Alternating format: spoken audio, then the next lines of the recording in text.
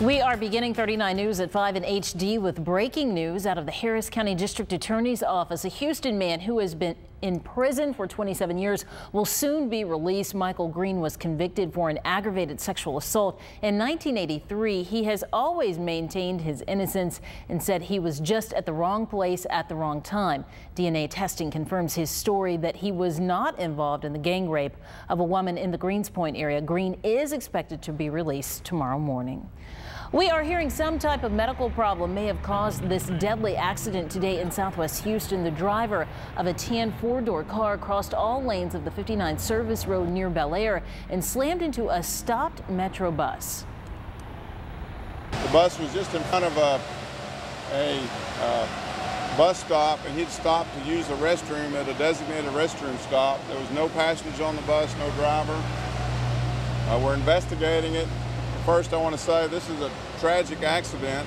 That Metro, certainly our thoughts and prayers are with the victim. No one was on the bus at the time of the collision, and we still have not heard what type of injuries the woman suffered. Investigators are also looking for the driver of a deadly hit-and-run overnight accident on Gessner near Gennard. That's in Northwest Houston. Houston police say the victim was standing near the intersection when he was hit by a passing car. The driver never stopped, and the victim died at the scene. Officers are now trying to track down the driver of the car.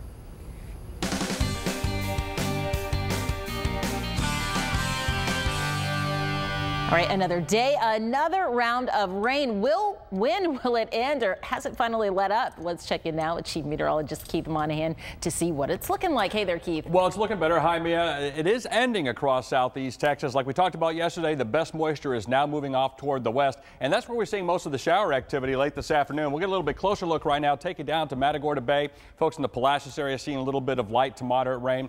Also some rain continuing, moving off to the north and northwest toward northeastern parts of Matagorda County as well. Off to the north in Wharton County, just some areas of light rain continuing to move in from the south and exiting the county to the north. Further off to the north, we do have somewhat heavier rains in and around the Eagle Lake area, some light rain along into the south of I-10. But right now, the heaviest precipitation occurring over Austin County into Washington County, where you're seeing some heavier rain from Cat Spring up to Buckhorn near the Brenham area. All that precipitation moving off to the north at about 15 to 20 miles per hour. But I think as this moisture continues to shift off to the west, we're going to continue to see the drying trend take place across southeast Texas. The reason for all the moisture that has been here the last couple of days is this area of low pressure in the upper atmosphere. That's moving away. High pressure building in from the northeastern Gulf of Mexico, and that's going to make for a drying trend and also a heating up trend as we head toward later in the week and into the weekend. For the evening hours, a 20% chance of showers on the way home if you're headed out this evening. Otherwise, look for skies to become partly cloudy by 10 o'clock.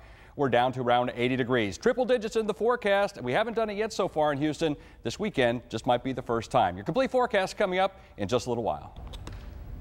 A homeowner near Humble is lucky to be alive tonight after people burst into his home through an unlocked back door on Wood Acres near Shaded Pines. Deputies with the Harris County Sheriff's Department say the robbers demanded money and then beat and shot the homeowner twice in the leg. He's now recovering at Bentop Hospital. The victim's daughter and a nephew were also in the home but were not hurt. The robbers bolted with $500 cash. And now to the latest on the Amber Alert out of Fort Bend County we first told you about yesterday at 5. Tonight, deputies are still hoping to find 16-year-old Alyssa Rayfield. She has been missing for nearly 2 days now. Rayfield's cell phone was found at her home, which makes deputies believe she may have been taken. Rayfield is believed to be with 36-year-old David Karan, who she met on an internet gaming site. They are not sure if she was kidnapped or if she went willingly. Deputies say they were last seen in a 1995 Ford Fiesta with an Oregon license plate reading 884AGZ. Anyone with information should call the Fort Bend County Sheriff's Office. Authorities are trying to determine what caused an energy pipeline to explode near FM 949 and Gosler Road. That's just outside Sealy. Austin County officials warned nearby residents around 7 this morning to evacuate. Some people sought shelter at the nearby high school, but now the danger is over. The flow of gas to the pipeline has been stopped. The owner of the property where it all happened tells us it was a crazy sight. It was just like a mushroom. I mean, it was enormous. I mean, it was kind of like Beirut bomb or whatever. And the noise, you couldn't believe the noise. Well, despite the danger, no injuries were reported.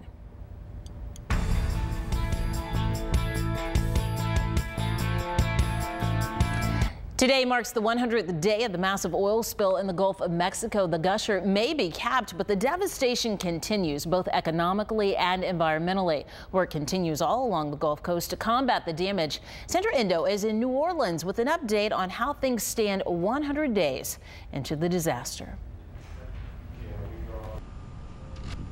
The newly named head of BP says the worst may be over, and a lot of progress was made in the last 2 weeks since capping off the gusher, but still the cleanup remains a big challenge.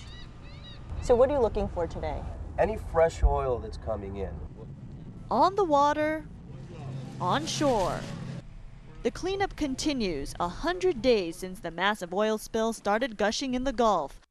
But more than 3 months later, signs of progress. The oil well is capped, no more crude is spewing out, and a change in BP management will take effect October 1st. Well, there's no question we're going to learn a lot from this accident in the Gulf Coast. And about a clear timetable. Officials say a permanent solution to plug the leak is just a few weeks away, using methods attacking the well from the top and bottom to seal it for good. We're cementing and making sure that that relief well, which is so close, is in good shape. And then by Monday, we're likely to begin something called a static kill, which is hooking up those manifolds and pumping heavy mud and cement down in the well. 100 days since the oil spill began, and you can see the booming operation is still underway. What they're doing is clearing away the soiled boom and replacing it with fresh boom to make sure that the land is being protected. While scientists continue to search and collect oil samples, Decimal 74 west, Lake Pelto, you have confirmed oil, over. Coast Guard officials say at one point crews were collecting 25,000 barrels of oil a day, and Tuesday a fleet of 800 skimmers collected just enough for 1 barrel. Now, in total, an estimated 3 to 5.2 million barrels of oil has gushed out into the Gulf of Mexico since this all began, and BP has paid up more than $4 billion for this effort. In New Orleans, I'm Sandra Endo. And talking about cost and money, so far BP has paid out $256 million for lost income to residents and businesses due to the oil spill. That includes $30 million just this past week. Fishermen, shrimpers, oyster harvesters, and charter boat owners are among the people who have received checks.